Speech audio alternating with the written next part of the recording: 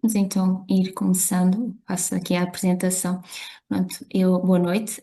Em nome da APIP, eu gostaria, antes de mais, de agradecer a vossa presença e interesse neste episódio da DSM, que é o último, que é dedicado à perturbação obsessivo-compulsiva e perturbações relacionadas, e esperemos que esta iniciativa continue a representar este contributo positivo para a formação dos internos de psiquiatria. Este ano, este ciclo contou com o apoio institucional da BIAL, cujo o contributo foi determinante para a concretização, não é, deste projeto formativo. Pronto, passando ao que nos traz cá hoje, não é? Temos a oportunidade de ouvir o nosso estimado orador, que é o Dr. Pedro Morgado, que nos vai falar sobre a perturbação de escoriação e a tricotilomania.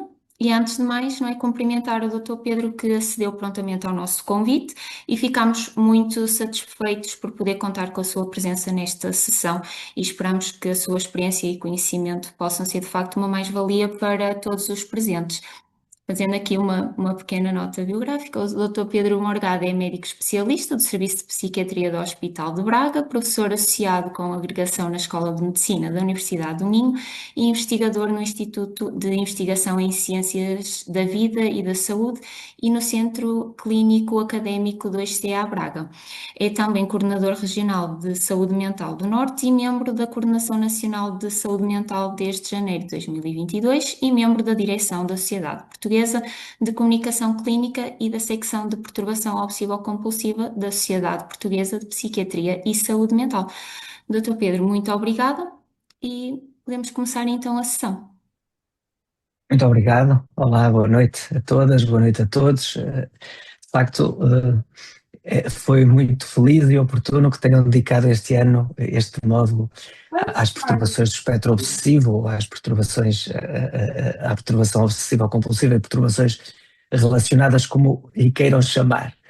Fiquei com estas duas doenças, que são doenças que, apesar de tudo, acabam por estar menos presentes na nossa experiência enquanto médicos psiquiatras, mesmo eu, que trabalho há muitos anos mais dedicado às doenças deste espectro, não tenho assim muitos doentes com este tipo de perturbações.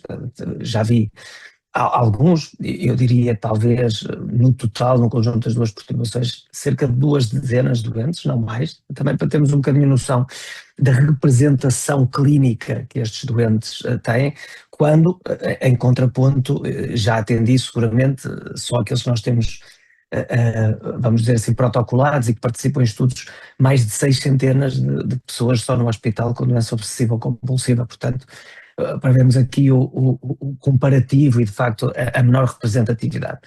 E por isso também esta sessão provavelmente não vai ser muito longa, porque são duas doenças sobre as quais nós sabemos algumas coisas, mas também não sabemos muitas coisas, e eu estou também disponível para ir respondendo às vossas perguntas ou para, no fim, termos algum tempo para discussão, como preferirem. Antes de começarmos com cada uma das doenças, só recordar aqui alguns aspectos relacionados então com este conjunto de patologias que faz parte das perturbações do espectro obsessivo, ou da doença obsessiva compulsiva e doenças relacionadas, que apareceram em 2013 pela primeira vez, no DSM-5. A maioria destas doenças veio do capítulo das perturbações da ansiedade, mas há algumas, é também importante vermos isso, como a perturbação dismórfica corporal, fizeram um caminho ainda mais diversificado e passaram ali algum tempo pelas perturbações somatoformes. Portanto, é um conjunto de doenças que têm características que são muito específicas e que já vamos aqui também tentar sintetizar, mas que é um conjunto de doenças que foi difícil enquadrar do ponto de vista conceptual, e foi sobretudo pelo melhor conhecimento clínico e também neurobiológico, e também pelas questões da resposta ao tratamento, que nós começámos a perceber que se calhar elas estavam mais relacionadas do que eventualmente parecia no início. Então, além da doença obsessiva ou compulsiva, da perturbação dismórfica corporal e da perturbação da acumulação, temos neste grupo a tricotilomania e a perturbação de escoriação, de que vamos falar hoje, e depois, obviamente, as doenças induzidas por substâncias ou por condições médicas. Elas têm especificadores de insight que são mais ou menos comuns. O insight é relevante nesta doença, e depois elas têm aqui algumas características que também são partilhadas. Por um lado, a presença ou de preocupações obsessivas ou de comportamentos repetitivos, portanto, ou uma ou outro conjunto de sintomas estão presentes em todas as doenças deste grupo. A existência de algum nível de ansiedade ou desconforto como antecedente destes comportamentos e como propiciador destes comportamentos, o haver um alívio que é transitório com um comportamento repetitivo e que funciona como um ciclo de reforço negativo, e depois também a existência de tentativas repetidas para resistir aos comportamentos sem um sucesso que seja duradouro. Estamos a falar de doenças que têm um comprometimento funcional muito significativo nas diferentes esferas da pessoa e também de doenças que partilham aqui estas características. O terem uma hiperreatividade do circuito do córtex orbitofrontal e do estriado, o terem também algum nível de disfunção glutamatérgica e o responderem genericamente melhor aos fármacos serotoninérgicos e às terapias ou às psicoterapias comportamentais. Portanto, elas têm tudo isto em comum. Como é que nós conceptualizamos então depois as diferentes doenças deste espectro? Temos doenças que já trataram nas sessões anteriores, que estão muito mais relacionadas com o núcleo obsessivo-compulsivo, vamos dizer assim, e depois temos doenças em que temos comportamentos repetitivos focados no corpo. E é aqui que entra a tricotilomania, a perturbação de escoriação e, por exemplo, a onicofagia, que não é uma categoria nosológica bem definida, mas que diz respeito a um conjunto de comportamentos que também partilham muitas características com estas duas doenças que nós temos aqui muito bem definidas. E temos depois o diagnóstico diferencial destas doenças ou destes comportamentos repetitivos, com um conjunto de várias doenças que estão para lá das perturbações do espectro, nomeadamente as perturbações psicóticas, do espectro do autismo, os movimentos estereotipados e aquelas automutilações sem intencionalidade suicida, portanto, que vemos noutro tipo de patologias e que acabam também por ser muito comuns na nossa prática clínica. Muitas vezes aquilo que nós temos que fazer na consulta, e em particular na consulta que nós temos de perturbações do espectro obsessivo, é perceber se os comportamentos são de facto enquadráveis numa doença do espectro obsessivo ou se, por outro lado, têm mais a ver com comportamentos ritualísticos ou repetitivos no contexto do autismo ou de outra perturbação. Portanto, este é um diagnóstico diferencial que é aqui muito importante. Como é que nós distinguimos estes comportamentos repetitivos, destas doenças comportamentais focadas no corpo, da perturbação obsessiva ou compulsiva? Em primeiro lugar, a questão da egodistonia. Ou seja, na POC não há dúvida, embora às vezes seja difícil identificar onde é que está a egodistonia, mas não há dúvida que na POC, é regra, os pensamentos, as obsessões têm um caráter egodistónico. E também não há dúvida, a esmagadora maioria das vezes, claro que há sempre casos atípicos para baralhar isto, mas essa é a beleza da psiquiatria, os rituais têm como único objetivo neutralizar a ansiedade, ok? Ainda que já sabei que temos doentes que só têm rituais, temos doentes que só têm obsessões, mas normalmente esta díade aparece na maior parte dos casos. Na dismorfia corporal, quando existe picking, e às vezes existe, ele está direcionado para corrigir o defeito que é percebido na aparência e, portanto, ao contrário do que acontece na perturbação de escoriação, em que o foco é o processo em si e não o resultado é uma consequência até indesejada do comportamento. Na dismorfia corporal, e quando acontecem estes comportamentos repetitivos, aquilo que acontece é que o foco é a imagem, é corrigir o defeito e não o processo de alívio do sofrimento através do comportamento. Depois, a comparação ou o diagnóstico diferencial com a perturbação psicótica. Aqui pensamos muito, obviamente estamos a falar em coisas centradas no corpo, pensamos muito nas alucinações táteis, que às vezes acontecem, são relativamente infrequentes, para sermos completamente justos, e aí, claro, temos que fazer esse diagnóstico diferencial que passa sobretudo por uma boa avaliação daquilo que é a existência de sintomas psicóticos. Depois, a questão da automutilação não suicida. Aquilo que existe é uma intencionalidade dolorosa ou de punição, muitas vezes para alívio do sofrimento psicológico, enquanto que nas doenças que nós estamos a falar hoje, o alívio é mais sensorial, ou seja, é mais do domínio daquilo que é a fisicalidade por oposição àquilo que acontece nas automutilações de outra intenção. E aqui não há, obviamente, intenção de dano, nem de causar dor, nem de causar punição. Aliás, a dor é percepcionada como muito desconfortável e muito desagradável. Finalmente, na perturbação de tiques, também há aqui algum nível de diagnóstico diferencial. Ele é mais simples, porque estamos aqui a falar de movimentos involuntários, egodistónicos, sem prazer associado e, portanto, sem o componente de urgência e alívio, esta díade que caracteriza tanto a tricotilomania como a perturbação de escoriação. Então, vamos focar-nos agora um bocadinho mais na perturbação de escoriação, nas suas diferentes denominações, também dermatilomania, às vezes aparece essa tradução direta do inglês. E de que é que nós estamos a falar quando estamos a falar, então, desta doença?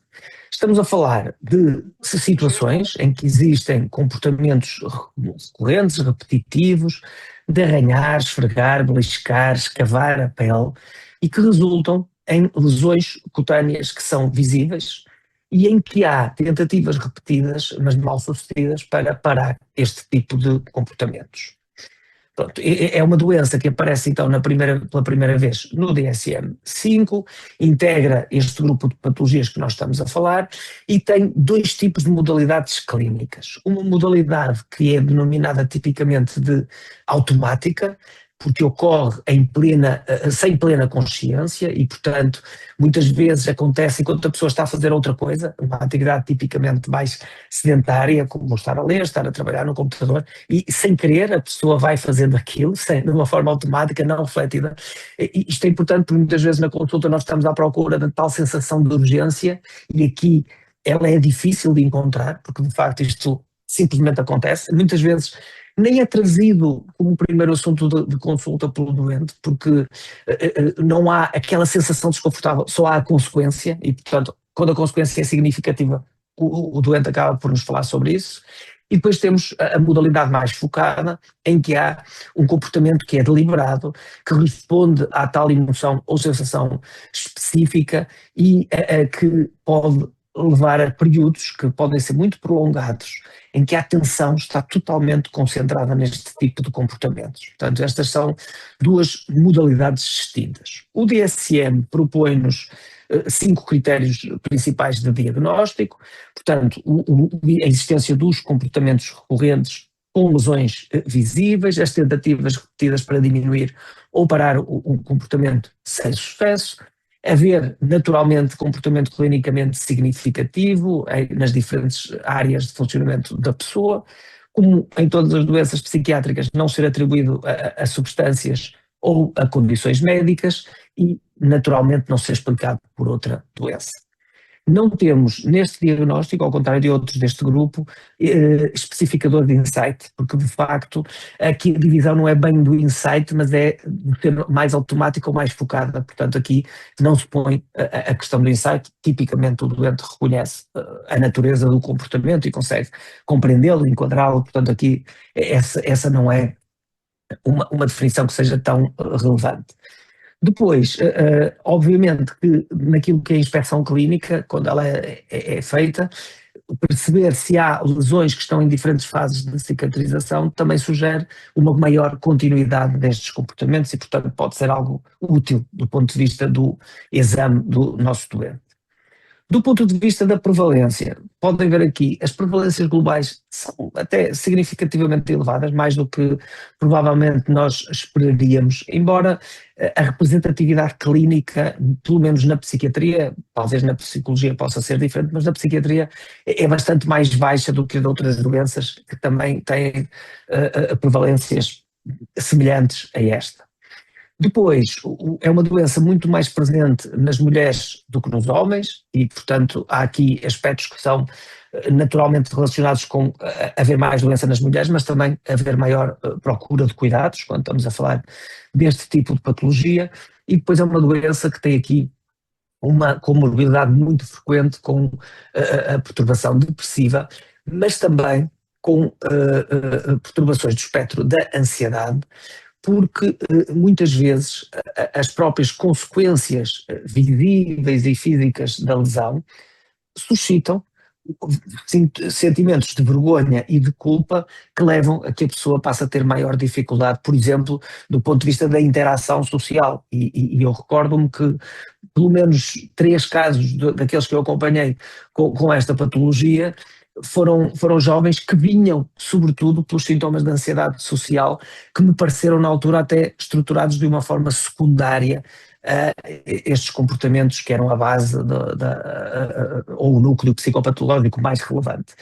É uma doença que aparece muitas vezes na adolescência e que acaba por ter um segundo pico de incidência no início da idade adulta, e é uma doença que é muitas vezes subdiagnosticada, e também já me aconteceu, e se calhar aqui outras pessoas também já tiveram esta experiência, de acompanhar algumas pessoas há anos por quadros depressivos ou por quadros ansiosos, e depois aparecer aqui a notícia, até porque as lesões eram em áreas não visíveis do corpo, e muito tempo depois a pessoa aborda este assunto, e portanto é mesmo uma situação subdiagnosticada.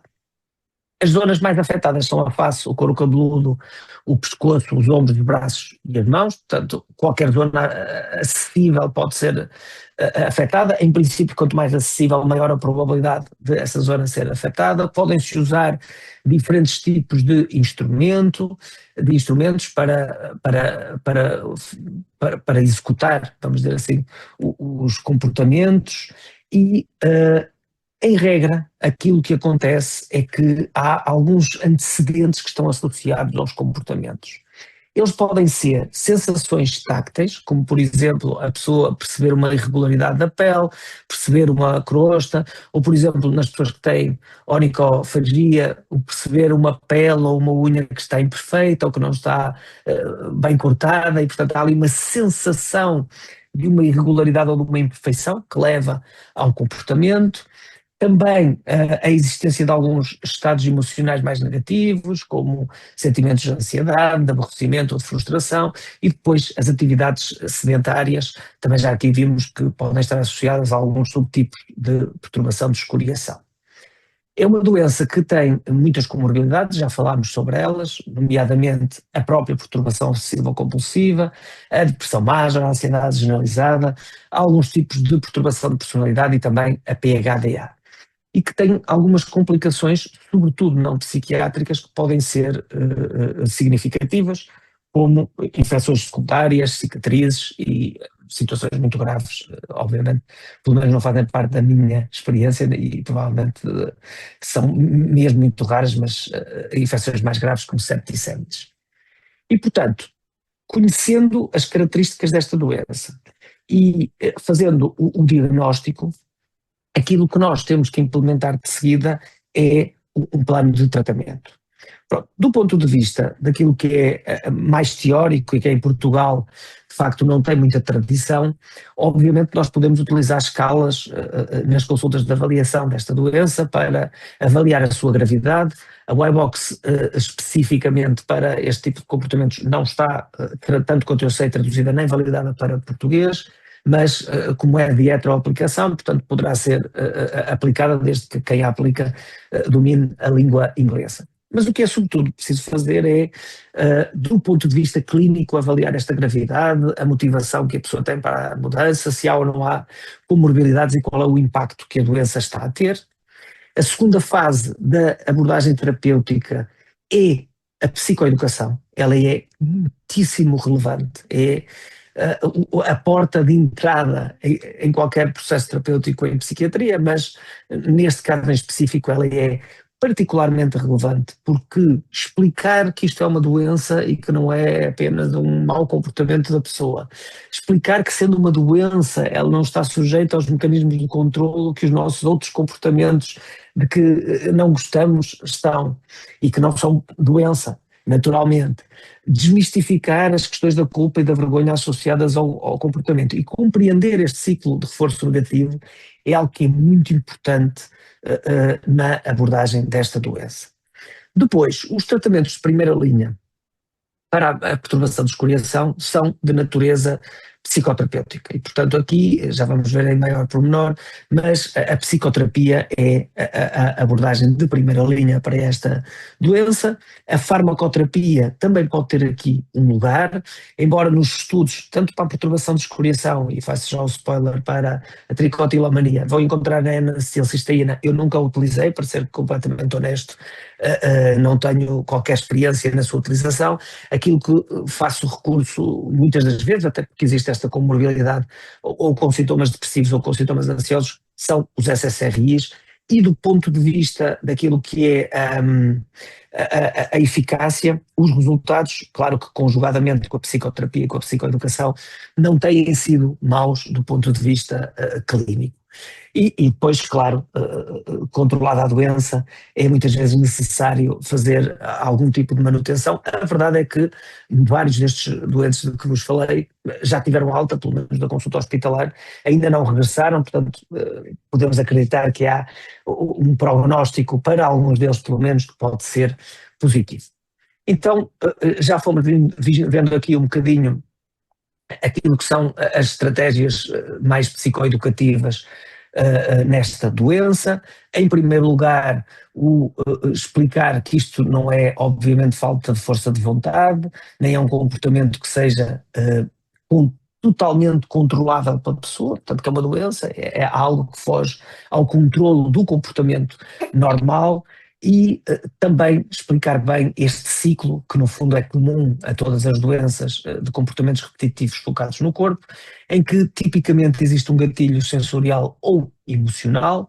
Esse gatilho leva a uma urgência ou a um impulso, que gera, neste caso, o comportamento e que depois leva a um alívio transitório, que a seguir se transforma em culpa e vergonha e que alimenta um novo gatilho sensorial ou emocional, e portanto este é um ciclo do qual é difícil sair. Quais são as estratégias psicoeducativas mais básicas? Em primeiro lugar, a automonitorização, portanto a pessoa começar a identificar quando, onde e em que estado emocional é que ocorrem os comportamentos. Em segundo lugar, há alguma informação sobre a possibilidade de implementação de barreiras físicas para evitar que os comportamentos aconteçam. Pode ser a utilização de pensos, de luvas ou de talas nos dedos para impedir que eles possam ir onde nós não queremos que eles vão. Há algumas alternativas também sensoriais, como as bolas anti-stress, os massajadores, algumas técnicas como a questão de empurrar o polegar contra o indicador. Portanto, há aqui algumas técnicas que podem ser implementadas e que podem ser trabalhadas com os nossos estudantes. Quando não temos psicoterapia acessível, estas técnicas de psicoeducação são ainda mais importantes. A questão das estratégias de gestão da ansiedade e depois, em algumas situações, a importância de fazermos aqui um envolvimento familiar. Recordo que estamos a falar de jovens, no meu caso não vejo adolescentes, portanto estamos a falar de jovens adultos, e os jovens adultos estão naturalmente numa fase de transição e de saída daquela que é o seu núcleo familiar original para a constituição de outros núcleos familiares ou de uma vida mais independente, e aqui também é importante nós pesarmos bem os prós e os contras do envolvimento da família, porque por um lado às vezes pode ser bom trazer a família, por outro lado isso também pode perturbar o processo de autonomização que os nossos jovens estão a fazer, e portanto caso a caso avaliamos quando é que vale a pena e quando não vale a pena incluirmos a família nesta fase da psicoeducação. Então, do ponto de vista psicoterapêutico, as intervenções são naturalmente de natureza cognitiva ou comportamental, aqui com algumas adaptações específicas para estas doenças.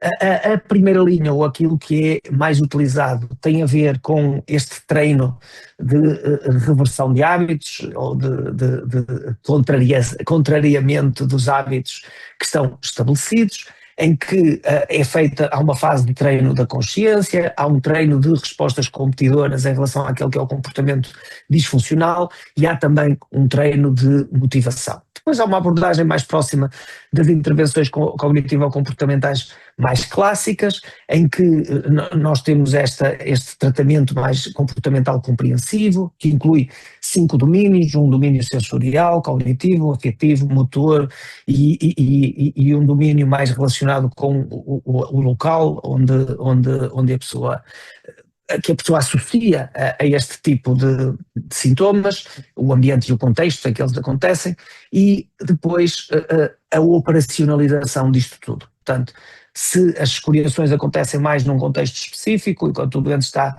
numa situação específica, então às vezes mudar este contexto e este ambiente acaba por, conjugadamente com estratégias que reduzam aquilo que é a oportunidade e de reestruturação cognitiva, acaba por ter aqui um efeito muito positivo.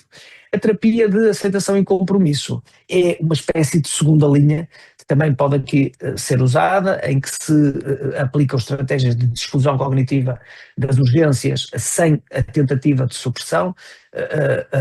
A supressão tende a ser uma estratégia de cognitive reappraisal, agora está-me a faltar aqui a palavra em português, que é menos útil e que até é mais contraterapêutica em todas as perturbações do espectro obsessivo, e portanto aqui não se tenta ajudar ou ensinar a pessoa a suprimir os seus pensamentos, mas sim a fazer uma compreensão e uma leitura mais refletida daquilo que são os diferentes pensamentos, e neste caso daquilo que é a urgência, que não é propriamente um pensamento, mas que é aquilo que é mais relevante nesta doença.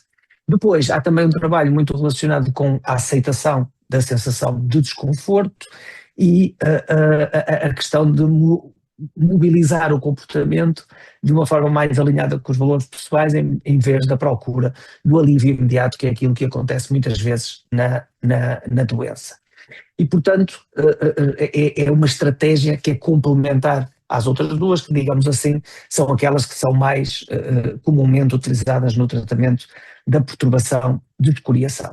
Portanto, tipicamente, e isto é assim uma espécie de tentativa de resumir aquilo que vai acontecendo, não liguem aos números das sessões, mas sobretudo aquilo que é o encadeamento temporal da intervenção que é feita. Em primeiro lugar, é preciso avaliar aquilo que se passa, é preciso propor a automonitorização ao doente para ele se tornar mais consciente dos processos que estão ali a ser desenvolvidos, identificar os padrões, trabalhar as respostas competidoras e a modificação ambiental, promover a reestruturação cognitiva e, em princípio, quando o comportamento já está mais corretamente alinhado com aquilo que é saudável, iniciarmos a fase de prevenção da recaída. Em relação ao tratamento farmacológico, vale a pena recordar que não há nenhum fármaco com aprovação para esta doença, portanto são todos off-label, também é uma doença que só apareceu nas classificações em 2013, e aquilo que nós fazemos é utilizar os fármacos com base em casos que foram reportados e em alguns estudos que acabaram por aparecer à volta desta doença. Como já referi, os SSRIs são aqueles fármacos que eu uso mais vezes. Como em todas as patologias, não há grandes diferenças entre SSRIs nos estudos, embora a fluoxetina parece responder particularmente bem nestes doentes, pelo menos há um ou outro estudo que a indica de uma forma mais enfática, mas podemos também utilizar a fluvoxamina, o citalopram, a sertralina, portanto não há aqui nada que diferencie muito os antidepressivos SSRIs uns dos outros, talvez menos a paroxetina, mas isso é uma realidade que é relativamente comum à maior parte das doenças. Depois, há muitos estudos com a N-acetilcisteína, embora eu penso que a prática de utilização é muito reduzida, aqui pelo menos em Portugal. Há alguns estudos também com a memantina, confesso que na doença obsessiva compulsiva já utilizei, nesta perturbação nunca utilizei a memantina.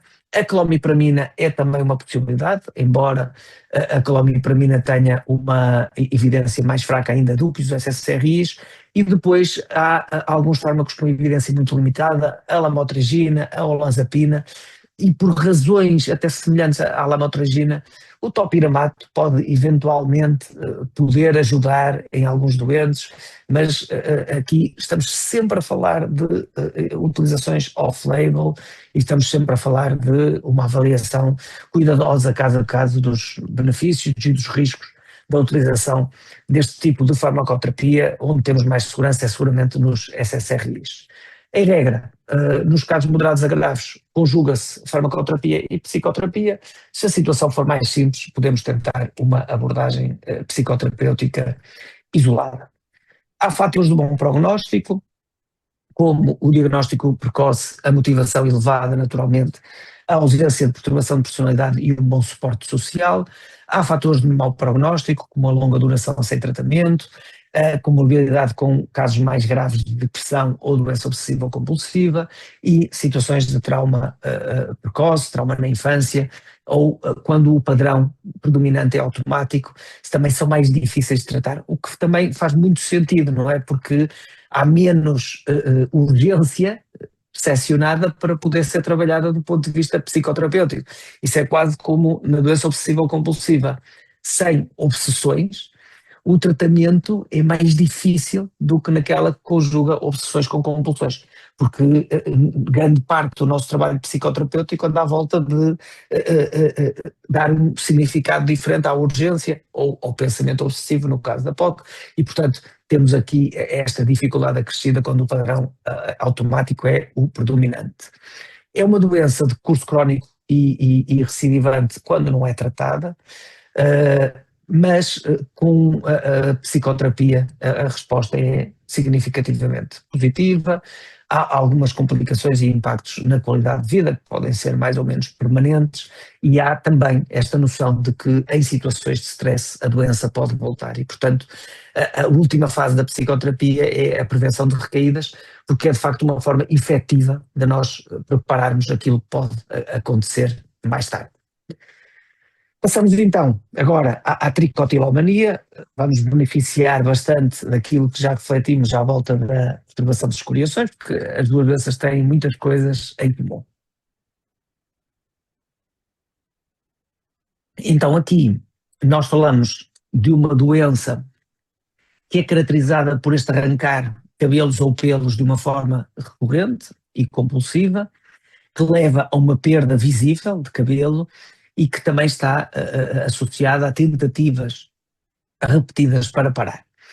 Temos aqui também esta ideia de que a definição de tricotilomania pode não ser a mais correta e a menos estigmatizante, mas ela é aquela que está universalmente adotada em Portugal.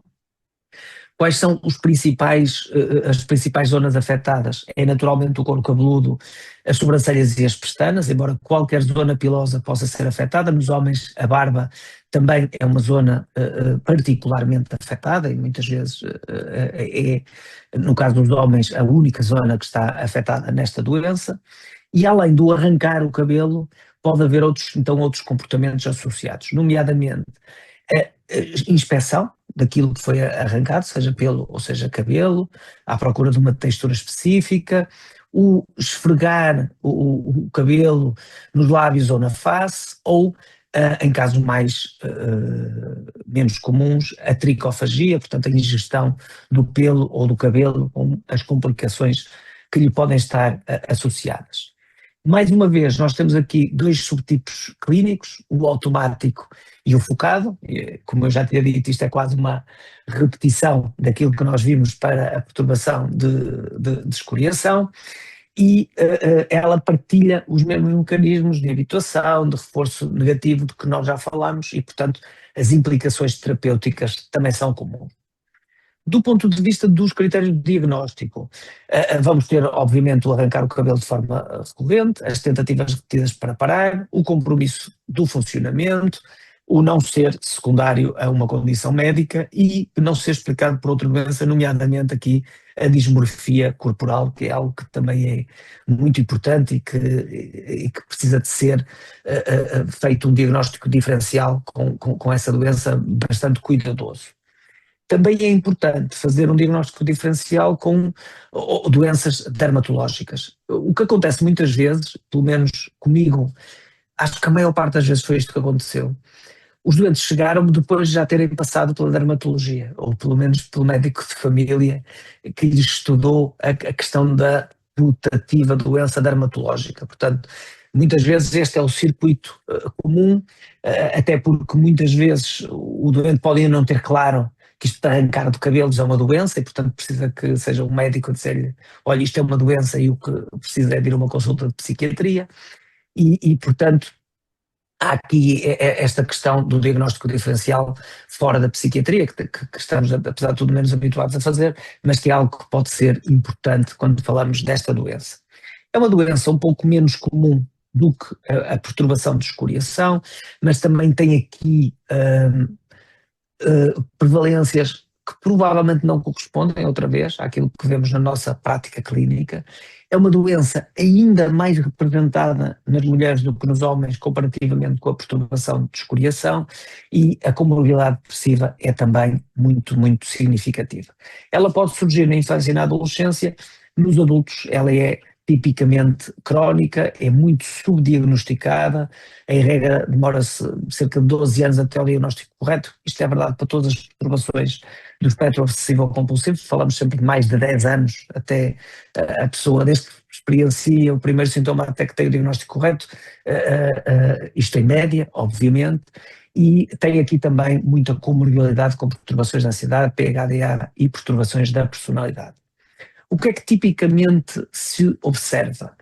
Observa-se a perda capilar e a perda capilar normalmente tem padrões bastante irregulares ou focais, bem definidos, muitas vezes é assimétricos. Portanto, nós podemos ter diferentes formas de apresentação desta doença. Podemos ter também a existência de alguns pontos pretos que ajudam ao diagnóstico, sobretudo diferencial com a alopecia areata, e pode haver aqui já comportamentos de ocultação daquilo que são as áreas em que a pessoa não tem cabelo. O que é que acontece do ponto de vista da experiência desta doença?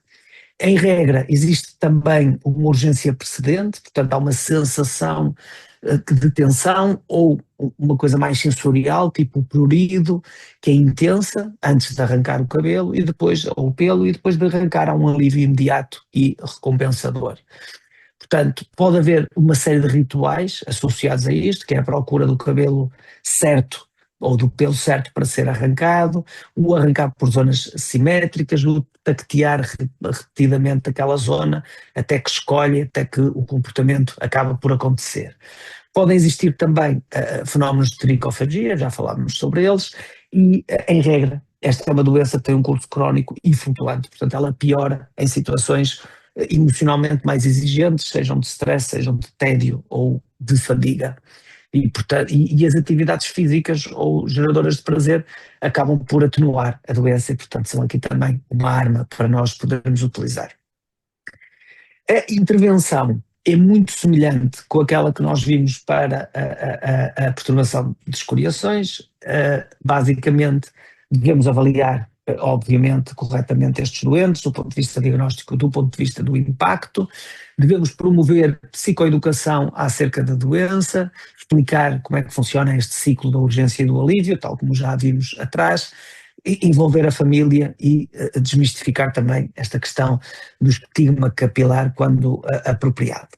As terapias de reversões de hábitos são também as mais indicadas, ou então esta adaptação da terapia cognitivo-comportamental também é aqui uma primeira linha. Em outros casos podemos utilizar outras modalidades psicoterapêuticas que também têm aqui indicações bastante específicas. A N-acetilcisteína na literatura é também a opção farmacológica de eleição, embora na nossa prática acabamos de utilizar mais vezes os SSRIs e em menor escala a clomipramina e mais uma vez aqui a questão da gestão, da prevenção das recaídas. Então, o que é que acontece nesta doença? Como é que é este ciclo vicioso? É basicamente o mesmo que nós vimos atrás. Há um gatilho que pode ser uma sensação capilar, pode ser uma sensação de tensão, pode ser uma experiência de tédio que leva uma urgência que culmina com o puxar o cabelo, que gera alívio e que a seguir gera vergonha e culpa, e que vergonha e culpa é estas que, paradoxalmente, em vez de inibirem o ciclo, o reforçam, porque geram novo desconforto e nova urgência, nova necessidade de arrancar e por aí em diante. Já vimos aqui também esta diferença entre os comportamentos automáticos e focados. Isto é importante também para a compreensão da doença nos nossos doentes e para também decidirmos qual é que vai ser a abordagem terapêutica, onde é que vai estar o foco.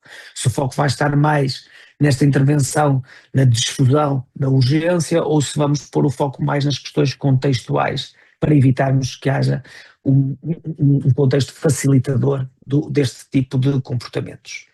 Aqui também há algumas estratégias físicas, da barreira física, que podem ser úteis. Uma delas é o uso dos chapéus ou das bandanas, que é uma barreira tátil, o cortar o cabelo de uma forma curta, o utilizar substitutos táteis para desviar o comportamento daquilo que não está a ser bom. E há algumas páginas, como esta que eu posso aqui, que fornecem aos doentes e que podem recomendar aos doentes para eles também conhecerem um bocadinho mais sobre esta doença, porque não há muitas fontes que expliquem muito detalhadamente acerca desta doença, uma doença, como já vimos, relativamente subrepresentada na prática clínica, portanto, temos aqui algumas alternativas para utilizar. Pronto, do ponto de vista daquilo que são as intervenções psicoterapêuticas, já falámos aqui deste treino de consciência para identificar o que é que leva à urgência e quais são os sinais de aviso, e também para identificar respostas competidoras, como aquela questão de fechar a mão, a questão de empurrar o indicador contra o polegar, que acabam por, se implementadas quando a pessoa sente a urgência, acabam por reduzir a probabilidade de acontecer o ato que nós queremos aqui evitar. Depois, a intervenção cognitiva ou comportamental, aqui mais uma vez adaptada a esta doença, e por isso quais são as estratégias que podem ser aqui utilizadas, sejam para a barreira física, sejam para as alternativas sensoriais a mexer nos cabelos ou a puxar os cabelos e pelos e etc. Depois, em doentes com desregulação emocional, pode haver algum benefício do uso das terapias mais dialéticas e as terapias de aceitação e compromisso, com este foco na desfusão, está ali um erro da urgência, como algo que pode ser importante também ser trabalhado nestes doentes. Portanto, como podem ver, e isto é muito interessante, ao contrário do que acontece na perturbação obsessiva ou compulsiva, em que nós, em regra, seguimos uma regra, passo a repetição, muito estrita na intervenção cognitiva ou comportamental que é feita, aqui as intervenções beneficiam mais da conjugação de diferentes abordagens, muitas vezes, do que propriamente de seguir uma única hierarquia de ações, como acontece na doença obsessiva ou compulsiva. E pronto, e aqui mais ou menos o mesmo esquema terapêutico que acaba por ser implementado na maior parte das nossas intervenções, sempre primeiro com aquilo que é a avaliação inicial e a análise funcional daquilo que está a acontecer, depois devolver ao doente a identificação dos processos, depois trabalharmos as respostas competidoras e as modificações ambientais, finalmente as questões da reestruturação cognitiva e da prevenção de recaída. Portanto, aqui os planos que mais vezes acabam por ser utilizados são estes. Do ponto de vista do tratamento, como podem ver aqui, não há muitas diferenças também comparativamente com as perturbações de escoriações, os SSRIs, aqui também boa experiência com a fluoxetina, curiosamente, a questão da memantina, poder também ser utilizada, a clomipramina e a olanzapina também aparece em alguns estudos, mas os efeitos secundários depois acabam por nos deixar assim muito na dúvida.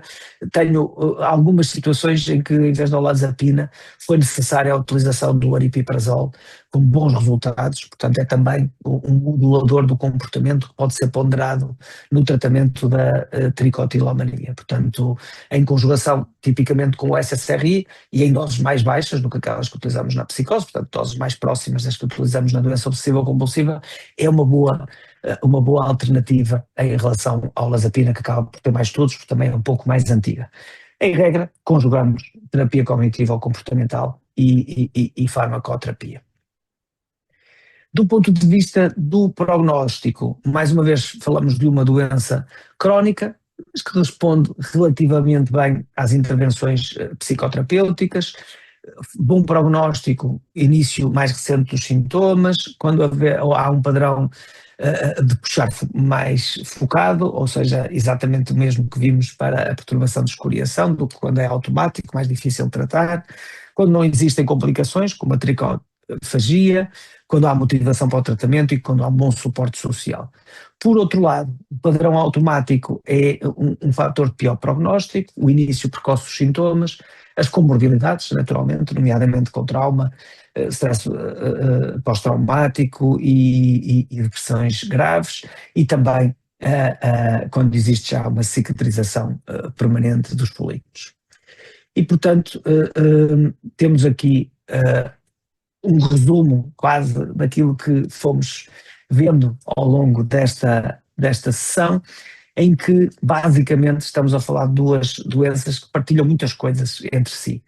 Ambas são relativamente infrequentes, a perturbação de escoriação um bocadinho mais frequente do que a tricotilomania, mais presentes nas mulheres do que nos homens, afetam alvos corporais diferentes, podem iniciar-se cedo, ao longo do ciclo de vida, têm complicações que estão fora daquilo que é o âmbito de ação dos psiquiatras, na maior parte das vezes, têm intervenções específicas de primeira linha, podemos utilizar a farmacoterapia, nomeadamente os SSRIs e em algumas situações antipsicóticos como o aripiprazol, são doenças de prognóstico crónico e com boa resposta àquilo que são as terapias cognitivo-comportamentais. E, portanto, na prática clínica, o que é que vale a pena nós termos em conta? Termos em conta que, apesar disto parecerem apenas comportamentos disfuncionais, estamos a falar de doenças que têm uma neurobiologia, que têm um funcionamento psicológico que lhes está associado e, portanto, é muito importante identificar isso, partilhar isto com o doente e implementar uma psicoterapia comportamental para lidar com esta doença, implementar farmacoterapia quando indicado. É muito importante também tratar todas as comorbilidades que estão aqui presentes e promovermos um acompanhamento de longo prazo para estes doentes, prepará-los para as recaídas e muitas vezes colaborar com outras especialidades, ao contrário do que acontece na maior parte das doenças que nós tratamos. E pronto, era isto. Depois ficam aqui também os artigos que utilizei para fazer esta apresentação e temos assim algum tempo para alguma questão que entretanto surge. Obrigada pela apresentação, Dr. Pedro. Teremos agora um momento, sim, para esclarecimento de dúvidas. Podem fazer através do chat ou então ligar o microfone e fazer a pergunta.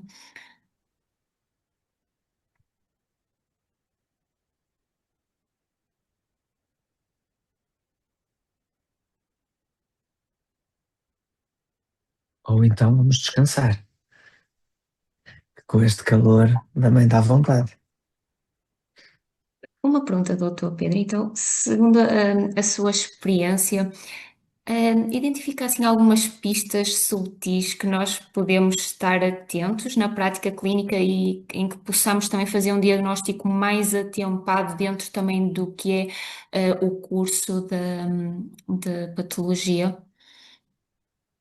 Ora bem, é uma excelente pergunta, não sei se tenho uma resposta muito útil, mas além daquilo que são as pistas mais óbvias e que às vezes nos passam ao lado, não é? Porque nós acabamos por treinar muito a observação de uma série de sinais corporais, de comportamentos, até a avaliação do estado mental, e acabamos por treinar menos este olho clínico para aquilo que são algumas alterações corporais.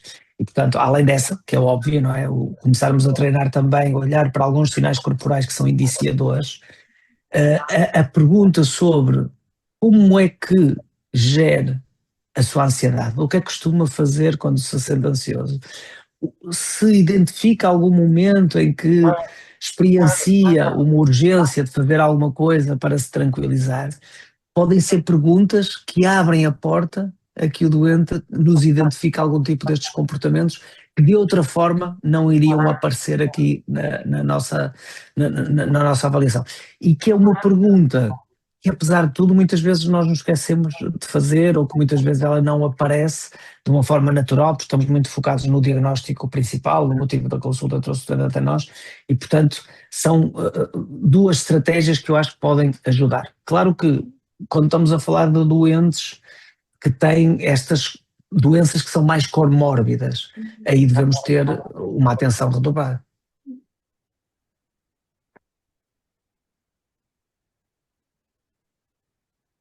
Se me permite, doutor Pedro, eu tenho uma pergunta. Eu sou pedopsiquiatra, não sou psiquiatra, nem interna de psiquiatria, mas relativamente às doses target dos SSRIs em ambas as patologias, o doutor Pedro tem ideia? Nos adultos, obviamente.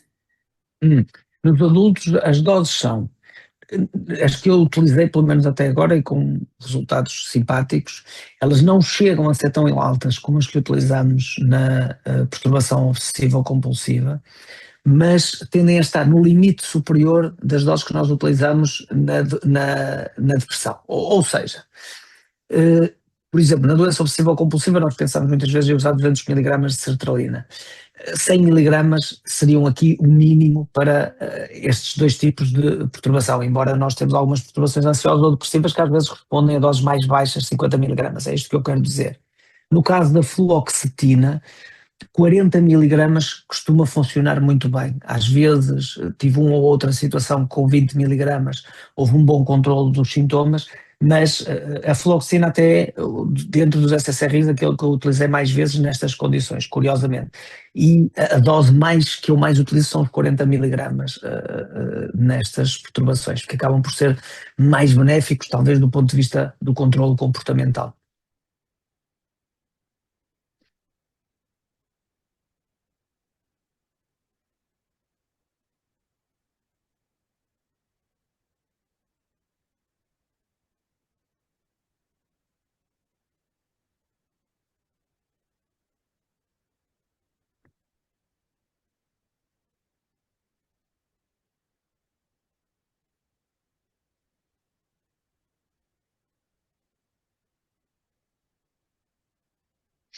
Muito bem, se calhar é um sinal. Não há assim mais dúvidas, mais questões?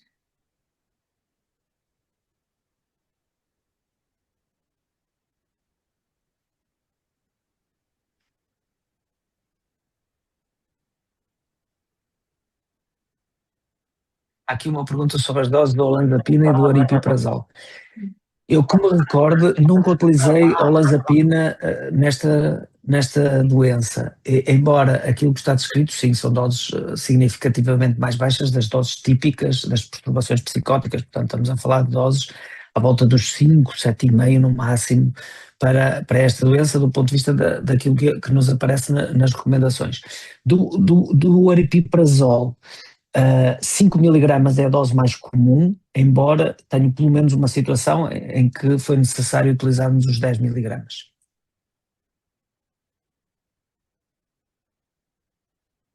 Obrigado também pela pergunta.